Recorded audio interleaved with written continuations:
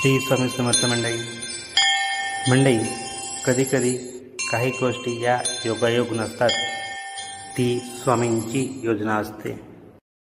हा श्री गुरुचरित्र पारायण ग्रंथ आज माझ्या हातात आहे आणि आज माझ्यासोबत तसंच काहीतरी घडलं. हा फक्त एक पार्सल नाही आहे, ही स्वामींची कृपा माझ्या घरी आली आहे. मनात एकच इच्छा होती की स्वामींच्या पुण्यतिथीनिमित्त पारायण सप्ताह करायचा.